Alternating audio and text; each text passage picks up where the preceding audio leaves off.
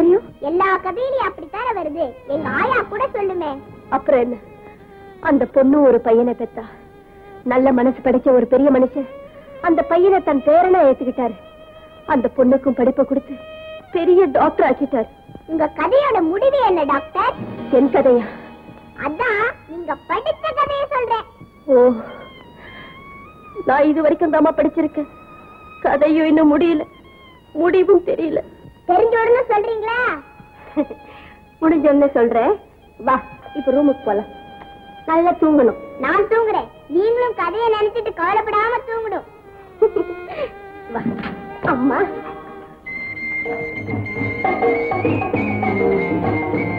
Good morning doctor. Good morning Geetha. நான் வரது எப்படி தெரிஞ்சுக்கிட்டு? எனக்கு கண்ணுதான் இல்ல டாக்டர், ஆனா காது இருக்கு. நீங்க நடந்து வர்ற சத்தத்தை வச்சு கண்டுபிடிச்சிருவேன். அப்படிங்களா? ஆமா, இன்னைக்கு என்ன பிரசன்டேஷன்? இதோ உனக்கு பால் சொன்னது. Thank you doctor. கீதா, அப்பா, கீதா கண்ணா. கீதா கண்ணே, பாட்டி வந்திருக்கேன் பாரு.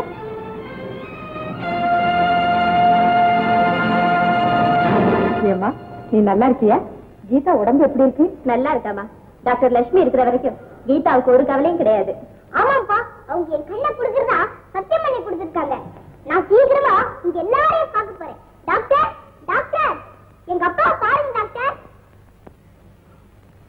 டாக்டர், என் மனைவி உங்களை பத்தி எனக்கு நிறைய எழுதியிருக்கிறா. உங்களுக்கு நான் எப்படி நன்றி சொல்றதுன்னு.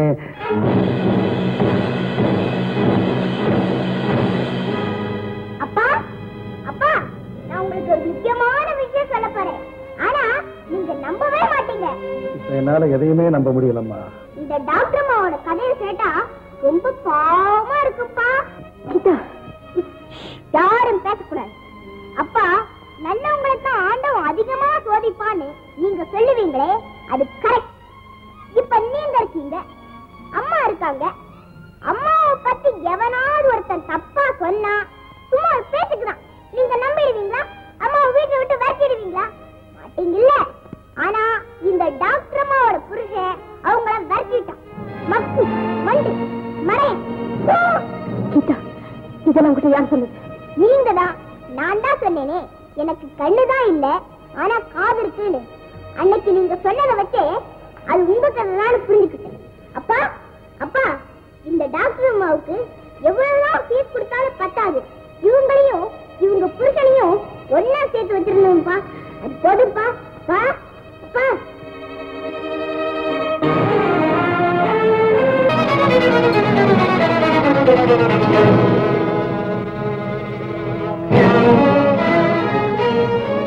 அண்ணா, எப்படி டாக்டர் ஆனே? எப்படி இந்த நிலைமைக்கு வந்த? எப்படி என் குழந்தை ஓ கைக்கு கிடைச்சது? திரும்பவும் என் வாழ்க்கையில ஏன் குறுக்கிடுற? ஏன் பேச மணிக்கிற? என்ன சொல்றீங்க நீங்க? நான் அண்ணம் இல்ல, I am doctor Lakshmi, I specialist. நான் யாருன்னு உனக்கு தெரியாது? தெரியும். என் பேஷண்ட் கீதாவோட ஃபாதர் மிஸ்டர் ராஜான்னு தெரியும். அண்ணா, ஏன் இப்படி மறைக்கிற? ஏன் இப்படி நாடகம் ஆடுற?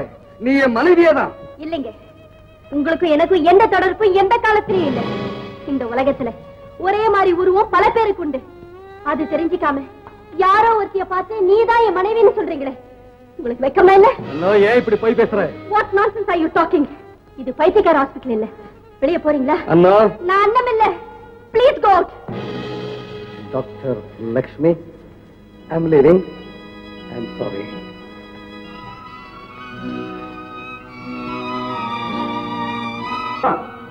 இங்க நடந்த அநியாயத்தை நான் பாத்துக்கிட்டமா இருந்தேன்.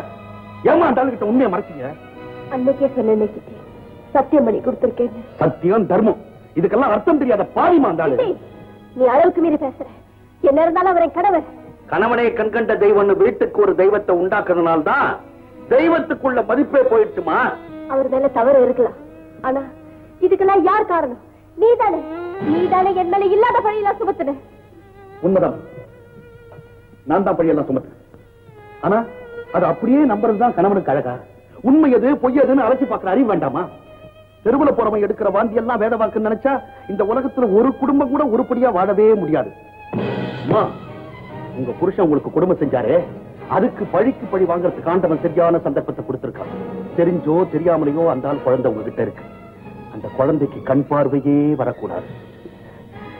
சித்தி, வங்கக்கடல் கொந்தளிக்குது. அது பிடிக்காம இருக்கலாம். ஆனா அதுல உதிக்கிற சூரியன் அதையும் அவருக்கு சொல்றேன். சில சூட்சமங்கள் உங்களுக்கு தெரியவே. காதை பிடிச்சி இழுத்தாதான் தலை தன்னால வரும். குழந்தைய வச்சுதான் அந்த ஆளை நம்ம பழி வாங்கணும். மா, தக்களத்து பிள்ளைய வாழ வச்சதா சரித்திரமே இல்லம்மா. அது ஏன் குழந்தை? குழந்தையோட கண்ணை கெடுக்கிறதோ கடவுள் சிலையை உடைக்கிறதோ ஒண்ணுப்பா. அதுவா உங்க குழந்தை? உங்க வாழ்க்கையில நெருப்பள்ளி கொட்டாரே அவருடைய வாரிசுமா. நீ என் கடவுளை குறுக்கிடாத. இங்க நான் டாக்டர், நீ கம்பவுண்டர்.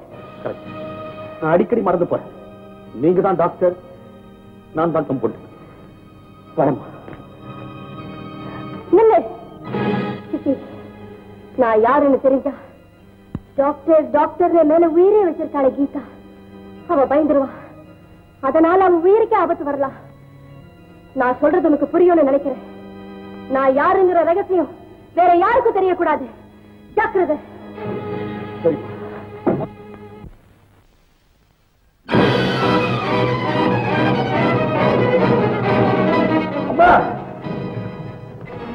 என்ன சொல்றீங்க? அவ அறந்தானா? ஆமா, அவ என் மருமக அண்ணன் தான்.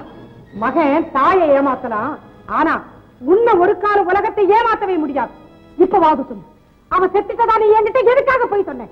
அவ ஒரு கொலைகாரி, அது உங்களுக்கு தெரிய வேண்டாங்கிறதுக்காக தான் சொல்லல. அவன் யார கொலை செய்தான்? சித்தின்னு ஒரு கெட்டவனை. அவன் சாகலப்பா. அம்மா, அவனும் உயிரோட தான் இருக்கான். எங்கம்மா? எங்க? அதே ஹாஸ்பிட்டல்ல தான். அவனும் அண்ணமும் பேசிக்கிட்டு இருந்ததுல இருந்துதான் எனக்கு இந்த உண்மையே தெரிஞ்சது. அப்படின்னா உண்மையாவ ஏன் என்கிட்ட மறைச்சா? நிரபராதின்னு நிரூபிச்சு இந்த வீட்டுக்குள்ள வர்றதுக்கு ஏன் அவ தயங்கினா? அவ வாழ விரும்பல. அதோட இனி நம்மையும் நிம்மதியா வாழ விட மாட்டான்னு தான் நான் நினைக்கிறேன். அம்மா, என்னம்மா சொல்றீங்க? ஒரு பெண்ணினுடைய உள்ளம் இன்னொரு பெண்ணுக்கு தான் தெரியும். தம் வாழ்வை தட்டி பறிச்சவளுடைய வாரிசை எந்த பெண்ணு வாழ வைக்க மாட்டான். அம்மா, இப்ப நான் என்ன செய்யணும் சொல்லுங்க. உடனே போய் கீதாவை அழைச்சிக்கிட்டு வா. அவ குருடியா இருந்தாலும் பரவாயில்லை, ஆனா அவ உயிரோட இருக்கணும். போட்டிக்கிறோம். விஜயா, இன்னில இருந்து உன் பொண்ணு என் பொண்ணு மாதிரி. கீதாவுக்கு கண் பார்வை நிச்சயமா கொடுக்கத்தான் போறேன். இந்த உலகத்தை பாப்பேன் நான் ஏங்கிட்டு இருக்கிற அந்த குழந்தை எல்லா அழகையும் பார்த்து ரசிக்கத்தான் போகுது. இது கீதாவோட அம்மாவுக்கு நீ கொடுத்த வாக்குறுதி எனக்கு தெரிவிக்கிறதுக்காக ரெக்கார்ட் செய்யப்பட்டது.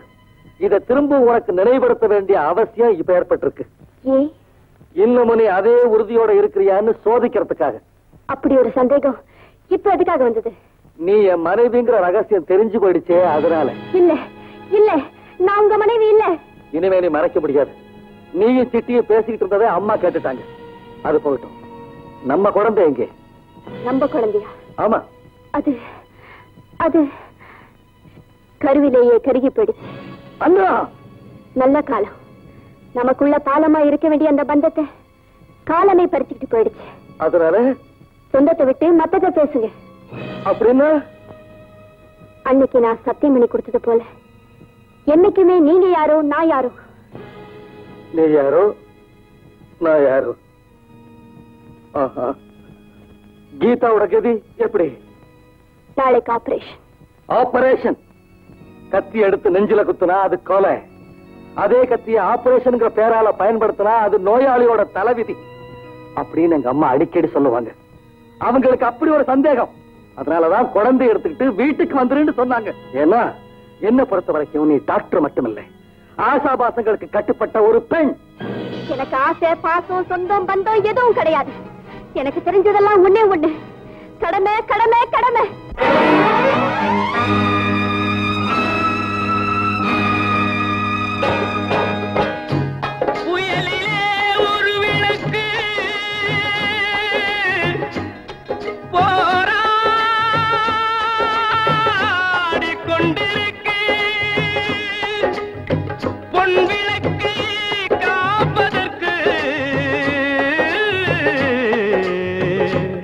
நமக்குள் ஏன் வழக்கு? கண்கள் மலரட்டுமே, என் கண்மணி சிரிக்கட்டுமே. நான் பார்த்த பிள்ளை என்னை பார்க்க வேண்டும், நான் பார்த்த பிள்ளை என்னை பார்க்க வேண்டும். என்னை பார்த்த கண்கள் உன்னை பார்க்க வேண்டும், கண்கள் மலரட்டுமே, என் கண்மணி சிரிக்கட்டுமே.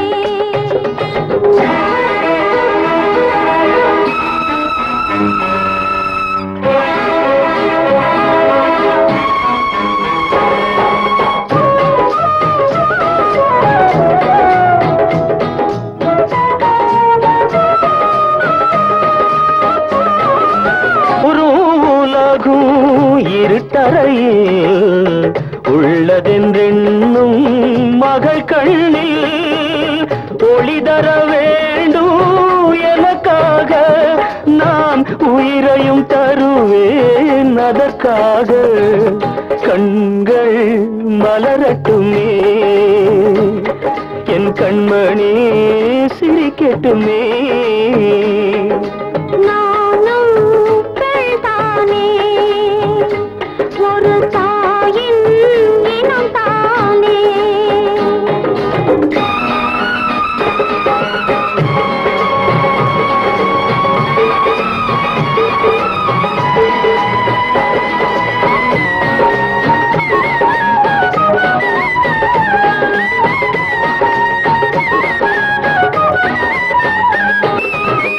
அன்றொரு நாள் நான் ஒளியேற்றும் அகல் விளக்காக நீ இருந்தாய்,